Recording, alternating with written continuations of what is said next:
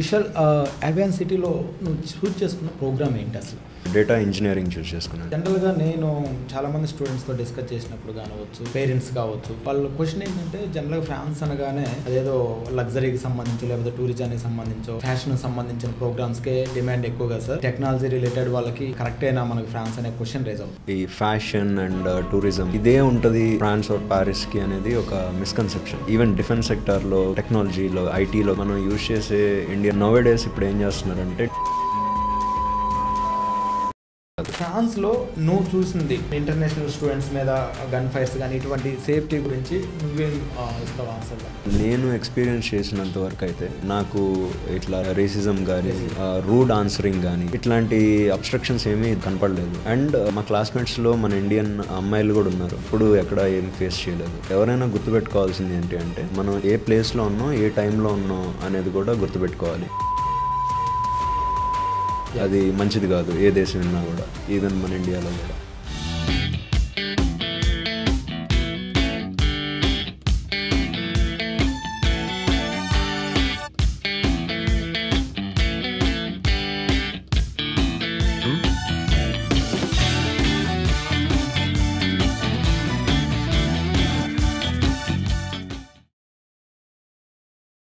విశాల్ అవియాన్ సిటీలో నువ్వు చూజ్ చేసుకున్న ప్రోగ్రామ్ ఏంటి అసలు? సో నేనైతే డేటా ఇంజనీరింగ్ చూస్ చేసుకున్నాను. ఓకే. జనరల్గా నేను చాలామంది స్టూడెంట్స్తో డిస్కస్ చేసినప్పుడు కావచ్చు, లేదంటే పేరెంట్స్ కావచ్చు, ఇప్పుడున్న జనరేషన్ పేరెంట్స్, వాళ్ళ క్వశ్చన్ ఏంటంటే జనరల్గా ఫ్రాన్స్ అనగానే అదేదో లగ్జరీకి సంబంధించో లేకపోతే టూరిజానికి సంబంధించో ఆర్ఎల్స్ ఫ్యాషన్కి సంబంధించిన ప్రోగ్రామ్స్కే డిమాండ్ ఎక్కువగా సార్, ఈ టెక్నాలజీ రిలేటెడ్ వాళ్ళకి అసలు కరెక్టేనా మనకి ఫ్రాన్స్ అనే క్వశ్చన్ రేజ్ అవుతుంది. అవును. నీ వర్డ్స్లో ఆల్మోస్ట్ నువ్వు వెళ్ళి 1 year అవుతుంది. అవును. ఓకే, ఫ్రాన్స్కి వెళ్ళి 1 year అవుతుంది, ఫస్ట్ ఇయర్ అయిపోయింది ప్రోగ్రామ్ కూడా. నీ ఫీలింగ్, ఐ మీన్ నీ ఎక్స్పీరియన్స్, ఈ 1 year ఎక్స్పీరియన్స్ కావచ్చు, అక్కడ చూసిన నువ్వు కంపెనీస్ కావచ్చు, నీ ప్రొఫెసర్స్తో ఉన్న ఇంటరాక్షన్ కావచ్చు, నీ ఫీల్ ప్రకారం అసలు టెక్నాలజీ రిలేటెడ్ ప్రోగ్రామ్స్కి డిమాండ్ ఉందా లేదా ఫ్రాన్స్లో? సో ఎస్పెషలీ ఈ ఫ్యాషన్ అండ్ టూరిజం ఇదే ఉంటుంది ఫ్రాన్స్ ఆర్ ప్యారిస్కి అనేది ఒక మిస్కన్సెప్షన్. యాక్చువల్లీ మనం ఈవెన్ డిఫెన్స్ సెక్టార్లో కానీ టెక్నాలజీలో, ఐటీలో కానీ చూస్తే మనం యూజ్ చేసే ఇండియన్ రఫైల్ జెట్స్ కూడా ఫ్రెంచ్వే. అండ్ నౌ డేస్ ఇప్పుడు ఏం చేస్తున్నారంటే డిఫెన్స్లో ఏఐ ఇంటిగ్రేట్ చేద్దామనే ఒక ప్రపోజల్ రన్ అవుతుంది. అది యాక్చువల్లీ మా కాలేజ్ డైరెక్టరే రాసాడు article, AI in defence sector అని. So of course there is a huge growth in IT and defense and especially IT. You mean ఈ థాట్ ప్రాసెస్ ఏదైతే ఉందో అదొక మిత్. సో అది జస్ట్ ఈ ఫ్యాషన్ అండ్ టూరిజం అనేది నిజమే, కానీ ఎంటైర్ ఫ్రాన్స్ అదే కాదు. అన్ని నేషన్స్తో పాటు టెక్నాలజీలో కానీ ఈ డిఫెన్స్లో కానీ France day by day improve అవుతూనే ఉంది. అవియాన్ సిటీ అనేది జనరల్గా ఐ మీన్ రికార్డ్స్ ప్రకారం number 1 school in France, I mean ఏఐలో. ఏదైతే డేటా ఇంజనీరింగ్ నువ్వు తీసుకున్నావో, చూస్ చేసుకున్నావో, ఆ డేటా ఇంజనీరింగ్ నీ ప్రీవియస్ ఎడ్యుకేషన్కి రిలేషన్ ఏంటి? సేమ్ రిలేటెడ్ ప్రోగ్రామా ఆర్ ఎల్స్ దాని మీద నువ్వు చేసిన రీసెర్చ్ ఏంటి అసలు తీసుకునే ముందు ఆ ప్రోగ్రామ్? నా బ్యాక్గ్రౌండ్ వచ్చేసి electronics and communication. So electronic EC నేను చేశాను. సో ఈసీలో ఏంటంటే మనకి ప్రోగ్రామింగ్ నేర్పిస్తారు, ప్లస్ హార్డ్వేర్ ఇంకా ఈ సర్క్యూట్స్ మీద నేర్పిస్తారు. నేను నా ప్రాజెక్ట్స్ కానీ నా ఇంట్రెస్ట్ కానీ కొంచెం ఈ సాఫ్ట్వేర్ మీద లీన్ అయి ఉంది. సో నా గ్రాడ్యుయేషన్ తర్వాత నేను అప్లై చేసిన రోల్స్ కానీ కంపెనీస్ కానీ అన్నీ ఐటీవే. సో ప్రీవియస్లీ నేను విప్రోలో హైర్ అయ్యాను యాజ్ అసోసియేట్ ప్రాజెక్ట్ ఇంజనీర్గా. సో విప్రోలో హైర్ అయిన తర్వాత కూడా యూరో ప్లాన్ అనేది ఉంది. సో వాళ్ళు నాకు ఆన్ బోర్డింగ్ ఇచ్చే ముందే నేను మాస్టర్స్కి వెళ్ళాను అనమాట. సో ఈ మీన్ వైల్లో అప్పుడున్న రిసెషన్కి టైం చాలా డిలే అయింది. సో ఆ టైంలో నేను చేసిన ప్రాజెక్ట్స్ ఎక్కువ డేటా ఇంజనీరింగ్ మీద ఉంది, డేటా సైన్స్ మీద ఉన్నాయి, ఇంకా ఏఐ మీద ఉన్నాయి. ఇప్పుడు డేటా సైన్స్, ఇంకా డేటా మేనేజ్మెంట్, ఇంకా డేటా ఇంజనీరింగ్, ఇంకా డేటా అనలిస్ట్, సో వీటిలో అన్నిటిలో ఉండే సబ్జెక్ట్స్ కానీ స్కిల్స్ కానీ డేటా ఇంజనీర్లో యాజ్ ఎ హోల్గా ఉండాలి. సో డేటా ఇంజనీర్కి డేటా మేనేజ్మెంట్ తెలిసి ఉండాలి, డేటా సైన్స్ తెలిసి ఉండాలి, ఏఐ తెలిసి ఉండాలి, డేటా అనాలిసిస్ తెలిసి ఉండాలి. సో మిక్స్ అయి ఉండాలి. అన్నిటి మీద ఇంట్రెస్ట్ ఉంది. సో నువ్వు ఒక పర్టికులర్ కోర్స్ తీసుకోవాలి, అన్నిట్లో ఎక్స్ప్లోర్ అవ్వాలి అనుకునే వాళ్ళకి బెస్ట్ కోర్స్ ఏంటంటే డేటా ఇంజనీరింగ్ అనమాట. యా, జనరల్ క్యాజువల్గా రియలిస్టిక్ చెప్పి ఒక క్వశ్చన్ అడుగుతాను. తప్పకుండా సార్. ఎప్పుడైతే మీరు యూరోప్ ఎడ్యుకేషన్ ఫెయిర్కి వచ్చేసి ఆ తర్వాత వారధిని అప్రోచ్ అయ్యారు, అంటే నేను కౌన్సిలింగ్ పార్ట్ తీసుకున్నప్పుడు సార్ నా దగ్గరికి వచ్చినప్పుడు ఏవైతే నేను ఫ్రాన్స్ గురించి కొన్ని పాయింట్స్ చెప్పాను, లైక్ అక్కడ ఉన్న బెనిఫిట్స్ కానివ్వచ్చు, లేదంటే యూనివర్సిటీస్ గురించి కానీ ఇవి చెప్పినప్పుడు what you feel, I mean ఇవన్నీ రియల్గా ఉన్నాయని నమ్మావా, లేదంటే వెళ్ళి ఒకసారి రీసెర్చ్ చేసేవాడి గురించి? సో యాక్చువల్లీ నేను రాకముందు నా రీసెర్చ్ చేశాను. రీసెర్చ్ చేసినప్పుడు నమ్మలేకపోయాను, మీరు చెప్పిన తర్వాత కన్ఫర్మ్ అయ్యాను. సో అట్లా అనమాట. డన్. ఏవైతే నేను మీకు ఇనిషియల్ కౌన్సిలింగ్ పార్ట్లో మీకు ఎక్స్ప్లెయిన్ చేశాను, మీరు ఫ్రాన్స్ రీచ్ అయిన తర్వాత అవన్నీ నిజమా అబద్ధమా అవన్నీ ఓపెన్గా చెప్పాలి? ఓపెన్గా చెప్పాలి అంటే అన్నీ ట్రాన్స్పరెంట్ సార్, 100% నిజాలే. ఏదైనా గవర్నమెంట్ నుంచి రీఎంబర్స్మెంట్ వచ్చేది కానీ, అకామిడేషన్లో సిఏఎఫ్ కానీ, లేదా హెల్త్ ఇన్సూరెన్స్ కానీ. సో ఫర్ ఎగ్జాంపుల్ మనకి ఒక మెడికల్ బిల్ ఒక 25 euros అయింది అంటే దాంట్లో 70% మనకి వెనక్కి రీఎంబర్స్ వస్తుంది. అంటే జస్ట్ మనం కట్టే మనకి ఆల్మోస్ట్ 17 euros రీఎంబర్స్ అవుతాయి. సో అది నిజమే, ఎందుకంటే ప్రతి ఒక్కరి దగ్గర ఈ హెల్త్ కార్డ్ అనేది ఉండాలి. అది అప్లై చేసుకున్న తర్వాతే మనకి ఇంటర్న్షిప్స్ కానీ పార్ట్ టైమ్స్ కానీ వస్తాయి. అండ్ నాకు తెలిసి ఎరాస్మస్ స్కాలర్షిప్ అని ఒకటి ఉంటుంది యూరోపియన్ యూనియన్ మొత్తానికి. యూరోపియన్ యూనియన్ మొత్తానికి ఎరాస్మస్ స్కాలర్షిప్లో కూడా కొన్ని లిమిటెడ్ యూనివర్సిటీస్కి ఎలిజిబిలిటీ ఉంటుంది. ఏవియన్ సిటీ కూడా one of the university Erasmus స్కాలర్షిప్స్కి ఎలిజిబిలిటీ సంబంధించి. ఎరాస్మస్ అనేది కంప్లీట్ యూరోపియన్ యూనియన్కి ఉంటుంది. అది కాకుండా మనకు ఫ్రెంచ్ స్కాలర్షిప్ చాలా ఉన్నాయి. అవును సార్. లైక్ చార్పాక్ స్కాలర్షిప్ కావచ్చు, లేదంటే ఈఫిల్ స్కాలర్షిప్ కావచ్చు, లీగ్రాండ్ స్కాలర్షిప్ కావచ్చు. ఇవన్నీ ఆల్మోస్ట్ మనకి లివింగ్ ఎక్స్పెన్సెస్ మొత్తం కవర్ చేస్తున్నాయి. అండ్ అది కాకుండా గవర్నమెంట్ కూడా ఆల్మోస్ట్ 30% సిఏఎఫ్ సబ్సిడీ ఇస్తుంది. అవును సార్. ఇవన్నీ రియల్గా అక్కడ మీకు ఆల్మోస్ట్ మ్యాక్సిమం ఎలిజిబుల్ స్టూడెంట్స్ అందరికీ అప్లై చేసుకుంటే సోర్సెస్ దొరుకుతున్నాయి? సోర్సెస్ తప్పకుండా దొరుకుతాయి sir. And what about safety విషయాలు? మన ఫ్రాన్స్లో ఐ మీన్ ఓకే మేల్స్ అంటే ఓకే, ఫీమేల్ కేటగిరీ స్టూడెంట్స్కి వాళ్ళకి సేఫ్టీ ఎలా ఉంటుంది? ఐ మీన్ రీసెంట్ డేస్లో కొన్ని కంట్రీస్ చూస్తున్నాం మనం, కల్చర్ కావచ్చు, ఇంకోటి కావచ్చు. అవును సార్. ఫ్రాన్స్లో నువ్వు చూసింది లాస్ట్ 1 yearలో ఐ మీన్ ఇంటర్నేషనల్ స్టూడెంట్స్ మీద గన్ ఫైర్స్ కానీ ఇటువంటి సేఫ్టీ గురించి నువ్వేం ఇస్తావు ఆన్సర్ దానికి? సో నేను ఎక్స్పీరియన్స్ చేసినంత వరకు అయితే నాకు ఇట్లా రేసిజం కానీ లేదా రూడ్ ఆన్సరింగ్ కానీ ఇట్లాంటి అబ్స్ట్రక్షన్స్ ఏమీ కనపడలేదు. ఎక్కడ కూడా నేను ఇక్కడ సేఫ్గా లేను అని నేను ఎప్పుడు అనుకోలేదు. అండ్ మా క్లాస్మేట్స్లో మన ఇండియన్ అమ్మాయిలు కూడా ఉన్నారు, వాళ్ళు కూడా ఎప్పుడు ఎక్కడ ఏం ఫేస్ చేయలేదు. బట్ ఎవరైనా గుర్తుపెట్టుకోవాల్సింది ఏంటి అంటే మనం ఏ ప్లేస్లో ఉన్నాం, ఏ టైంలో ఉన్నాం అనేది కూడా గుర్తుపెట్టుకోవాలి. ఆడ్ టైమ్స్లో ఆడ్ ప్లేసెస్ దగ్గర ఉంటాం, అది మంచిది కాదు ఏ దేశం వెళ్ళినా కూడా, ఈవెన్ మన ఇండియాలో కూడా. సో అదే ఇంకోటి కూడా విన్నాను ఫ్రాన్స్లో, అంటే వినటమే కాదు నేను విజిట్ చేశాను కాబట్టి నాకు కూడా తెలుసు. అది ట్రాన్స్పోర్టేషన్ ఏదైతే ఉందో మెట్రో సిస్టమ్, అవును సార్, ఎవ్రీ 5 minutesకి ఒక ట్రైన్ అవైలబిలిటీ ఉంది. అవును. ఎంత లాంగ్ ఉన్నా సరే డిస్టెన్స్ విత్ ఇన్ టైంలో రీచ్ అవుతాం. అవును. అండ్ టైం మెయింటెనెన్స్ కూడా చాలా స్ట్రిక్ట్గా ఉంటుంది. అవును సార్. ఫ్రాన్స్లో ఇన్ టైంలో రీచ్ అవుతారు, ఒక 10 minutes ముందే ఉంటారు. అవును. సో అదే కాకుండా మీ క్యాంపస్లో లైక్ ఏవియన్ సిటీలో ప్రొఫెసర్స్ ఇంటరాక్షన్ ఎలా ఉంటుంది మీతో? ఐ మీన్ వాళ్ళు ఫ్రెండ్లీగా డీల్ చేస్తారా, ఆర్ ఎల్స్ స్ట్రిక్ట్గా ఐ మీన్ ఇలానే ఉండాలి, ఇలానే చేయాలని స్ట్రిక్ట్ రూల్స్ ఏమన్నా ఇంటర్నేషనల్ స్టూడెంట్స్ మీద రేసిజం టైప్ ఏమన్నా చూపిస్తారా? ఎలా ఉంటుంది వాళ్ళ professors behaviour with you, with students, international students? Entire professor and student relationship అయితే మాత్రం చాలా ఫ్రెండ్లీగా ఉండేది సార్. ఎంత బేసిక్ క్వశ్చన్ అడిగినా కూడా ఆన్సర్ చేస్తారే కానీ అరే ఇది చాలా బేసిక్ కదా, ఇది తెలియకుండానే మాస్టర్స్కి వచ్చావా అట్లాంటిది ఏమి ఉండదు. సో చేయకుండా చాలా పేషెన్స్గా, ఈవెన్ క్లాస్ అయిపోయిన తర్వాత కూడా వాళ్ళు అక్కడే కూర్చొని అది ఎక్స్ప్లెయిన్ చేసి అర్థమైంది అన్న తర్వాతే వెళ్తారు. ప్లస్ ఇంకోటి ఏంటి అంటే వాళ్ళకి డౌట్ వస్తే, వీడికి అర్థం కాలేదు జస్ట్ యాక్ట్ చేస్తున్నాడు అనిపిస్తే వాళ్ళ వే ఆఫ్ ఎక్స్ప్లెయినింగ్ అనేది మార్చేస్తారు.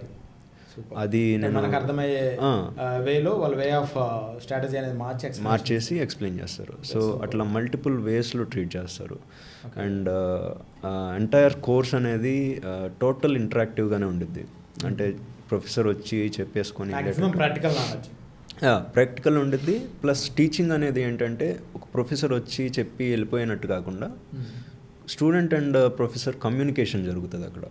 సో ఇది ఇట్లా ఉండిద్ది. మీ ఎక్స్పీరియన్స్లో ఇది స్టూడెంట్ ఇన్వాల్వ్ అయిపోతాడు కోర్సులో.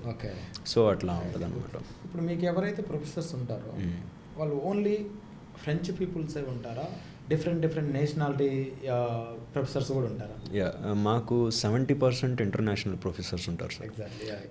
ఇంకా వాళ్ళ ఇంటరాక్షన్ కూడా ఎక్కడ ఏం మారదు, సేమ్ ఉంటారు.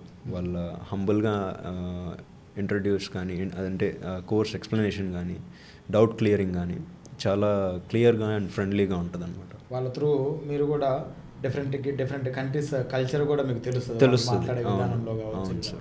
అండ్ ఏదైతే ఫ్రెంచ్ వీసా ఉందో మీకు స్టార్టింగ్ స్టాంపింగ్ పడినప్పుడు 1 year ఇస్తున్నారు. అవును sir. Right.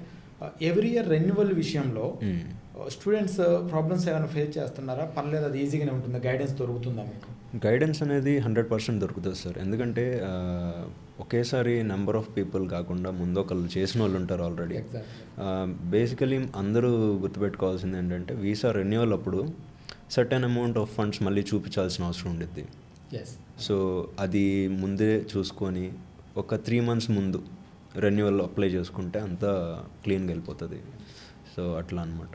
But maximum students ఎప్పుడు ఇన్ ఫ్రంట్ ఆఫ్ మీ నా ముందు కూర్చున్నప్పుడు కొంతమంది students sir part time jobs ఎలా ఉంటాయి అక్కడ ఫస్ట్ క్వశ్చన్. అంటే అందరూ అడుగుతారని కాదు, మళ్ళీ కొంతమంది స్టూడెంట్స్ ఉంటారు అటు ఓన్లీ ఎడ్యుకేషన్ గురించి. నేను చదవటానికే వెళ్తున్నాను, నా కోర్సు ఏ యూనివర్సిటీలో టాప్గా ఉంటుంది, కోర్సు మాడ్యూల్స్ ఏమేమి ఉంటాయి వాటిలో అనేది ప్రతి ఒక్కటి రీసెర్చ్ చేసి తెలుసుకునే వాళ్ళు కూడా ఉన్నారు. అందరని కాదు, కొంతమంది స్టూడెంట్స్ ఓన్లీ పార్ట్ టైమ్స్ గురించి అడిగే వాళ్ళు ఉంటారు. లైక్ వాళ్ళ ఇంటెన్షన్ అదని కాదు, కానీ వాళ్ళ ఫ్యామిలీ ఫైనాన్షియల్ ఇష్యూస్ అవ్వచ్చు. ఆ పార్ట్ టైం విషయానికి వస్తే అక్కడ weekly 20 hours legal part time government norms. వాళ్ళు ఆ వీక్లీ చేసుకుంటే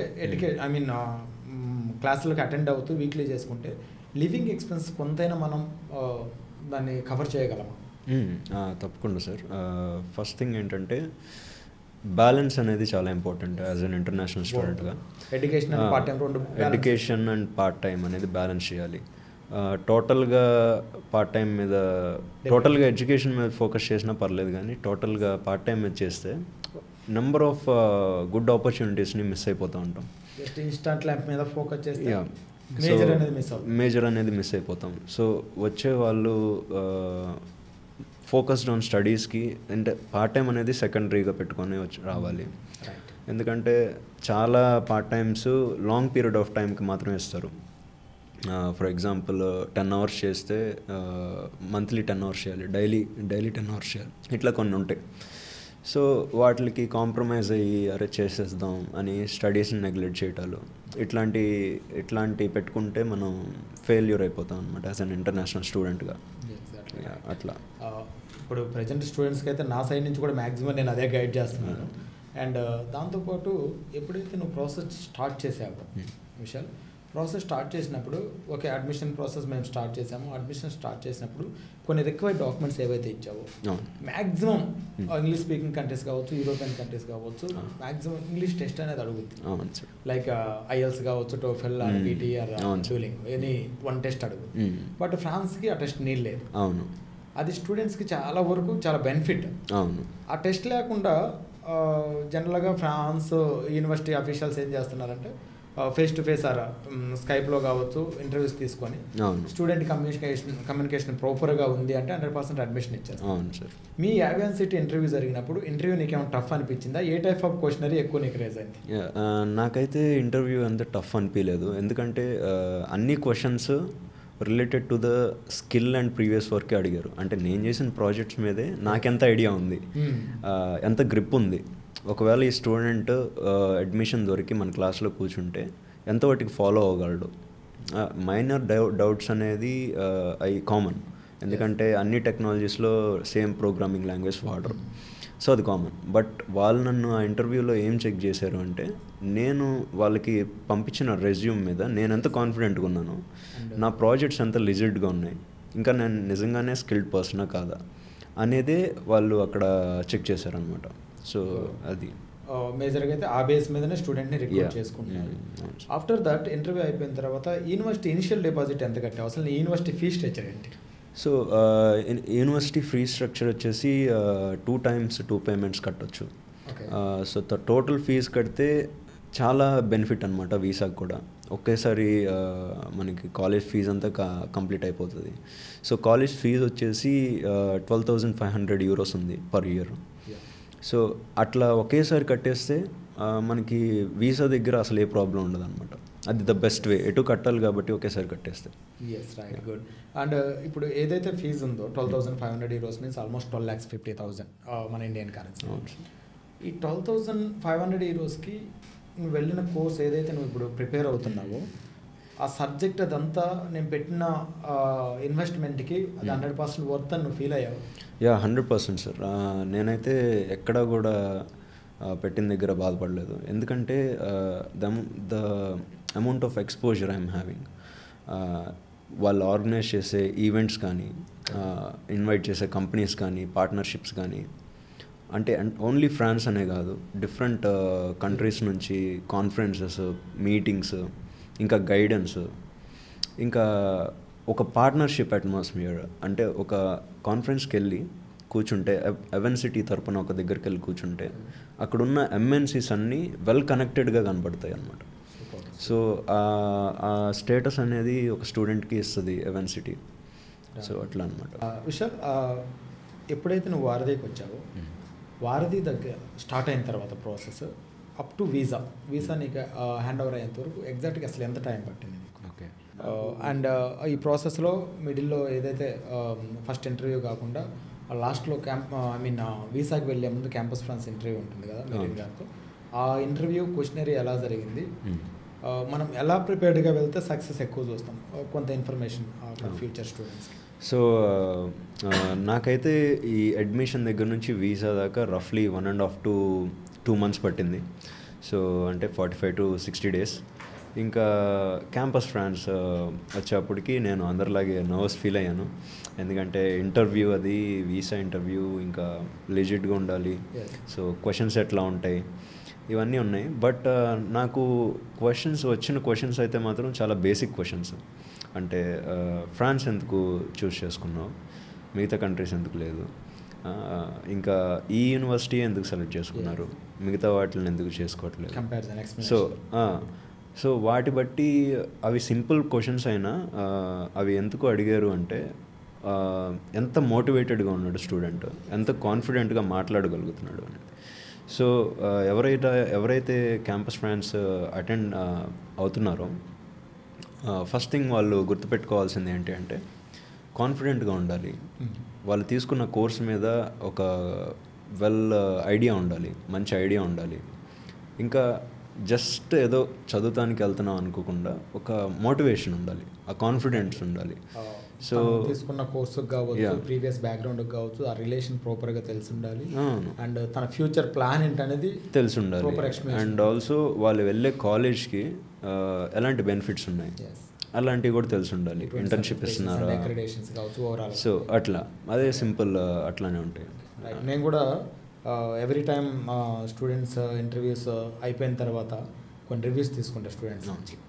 కొంతమంది స్టూడెంట్స్ చాలా టఫ్గా అడిగారు మేడం, ఇలా క్వశ్చన్ చేస్తున్నారు. బట్ అడిగిన విషయం ఏంటంటే, ఏవైతే మీరు చెప్పారో మ్యాక్సిమం స్టూడెంట్స్ అవే అడిగారు. అవును సార్ మేడం. కాకపోతే ఏంటంటే, మీరు ప్రిపేర్డ్గా వెళ్ళిన స్టూడెంట్స్కి ఏమి ఈజీ బేసిక్ క్వశ్చన్స్ అనిపిస్తాయి. ఏం ప్రిపేర్ అవ్వని స్టూడెంట్స్కి వచ్చేసి అదే పెద్ద ఎగ్జామ్ లాగా ఫీల్ అవుతుంటారు. అది common thing. But visa success కూడా నాకు తెలిసి అయితే ఈ ఇంటెక్ కూడా ఎక్సలెంట్గా ఉంది. నేను ఫేస్ చేస్తున్నాను. 100% వీసా సక్సెస్ రేషియో ఉంది. అండ్ ఫైనల్లీ ఒక లాస్ట్ క్వశ్చన్, ఇప్పుడు నెక్స్ట్ వచ్చే స్టూడెంట్స్ కావచ్చు అండ్ ప్లానింగ్లో ఉన్న స్టూడెంట్స్ కావచ్చు, స్టూడెంట్ మెంటాలిటీ ఎలా ఉండాలి, ఐ మీన్ ప్రిపేర్డ్గా రావాలి ఫ్రాన్స్ రావాలనుకునే వాళ్ళకి? అంటే మ్యాక్సిమం నేను చూస్తున్న స్టూడెంట్స్లో కొంతమంది ఎలా థింక్ చేస్తున్నారంటే France is the normal country, ఏం లేని వాళ్ళకే ఐ మీన్ లో గ్రేడ్స్ ఉన్న వాళ్ళే అప్లై చేసుకోవచ్చు, ఎవరైనా అప్లై చేయొచ్చు అనే మెంటాలిటీతో వస్తున్నారు. బట్ ఫ్రాన్స్ కూడా దీస్ డేస్ వెరీ క్వాలిటీ స్టూడెంట్స్ని మాత్రమే రిక్రూట్ చేసుకుంటుంది. అది ఆ క్వాలిటీ స్టూడెంట్స్ని బేస్ చేసుకుని వీసా రిజెక్షన్స్ కావచ్చు, వీసా అప్రూవల్స్ కావని జరుగుతుంది. నువ్వు ఫేస్ చేసిన ప్రకారం అక్కడికి వెళ్ళి 1 year నుంచి నువ్వు చూస్తున్నావు కాబట్టి నువ్వు చేసిన దానికి స్టూడెంట్స్ ఏ మెంటాలిటీతో వస్తే ఇక్కడ సెటిల్ అవుతారు, ఐ మీన్ వెళ్ళగానే నాకు ఆ పార్ట్ టైం వస్తే ఎంత సంపాదించవచ్చు అంత సంపాదించవచ్చు అనే దాన్ని పక్కన పెడితే ఇంకా ఎలా ప్రిపేర్డ్గా రావాలి స్టూడెంట్, క్యాంపస్ ఫ్రాన్స్ ఇంటర్వ్యూ కూడా ఎలా ప్రిపేర్ అవుతే ఈజీ సక్సెస్ ఉంటుంది. సో దీనికి ఇంకో పాయింట్ యాడ్ చేయాలనుకుంటున్నాను నేను. ఈ quality of students quantity or quality ఎంత ఫోకస్డ్గా ఉన్నారు అంటే, ఫర్ ఎగ్జాంపుల్ మా కాలేజ్ నెక్స్ట్ ఇయర్ కమింగ్ ఇయర్స్లో ఒక ప్రాజెక్ట్ ఇంప్లిమెంట్ చేద్దాం అనుకుంటున్నారు. ఏంటిది అంటే ఒక స్టూడెంట్ వాళ్ళ సర్టిఫికెట్ అండ్ స్కిల్స్ వాళ్ళ సర్టిఫికెట్స్ సబ్మిట్ చేసినప్పుడు అండ్ ఒకసారి ఇంటర్వ్యూ తీసుకున్న తర్వాత కాలేజ్ ఇంటర్వ్యూ అడ్మిషన్ ఇంటర్వ్యూ ఆ ప్రొఫెసర్ వేసే మార్క్స్ని బట్టి వీళ్ళ ప్రీవియస్ సర్టిఫికేషన్ బట్టి ఆ అప్లికేషన్ ఏం చేస్తుంది అంటే వీళ్ళు ఒకవేళ అడ్మిట్ అయితే ఆ కమింగ్ ఫ్యూచర్లో సెమిస్టర్ ఎలా పర్ఫామ్ చేయగలరు అనేది ఒక అప్లికేషన్ బిల్డ్ చేస్తున్నారు ఆర్టిఫిషియల్ ఇంటెలిజెన్స్ యూజ్ చేసి. సో దాన్ని బట్టి మనం అర్థం చేసుకోవచ్చు ఎంత క్వాలిటీని ఎక్స్పెక్ట్ చేస్తున్నారు అని చెప్పేసి. సో అది ఒక బెస్ట్ ఎగ్జాంపుల్ అనమాట. Okay right, thank you so much Vishal, really nice meeting you.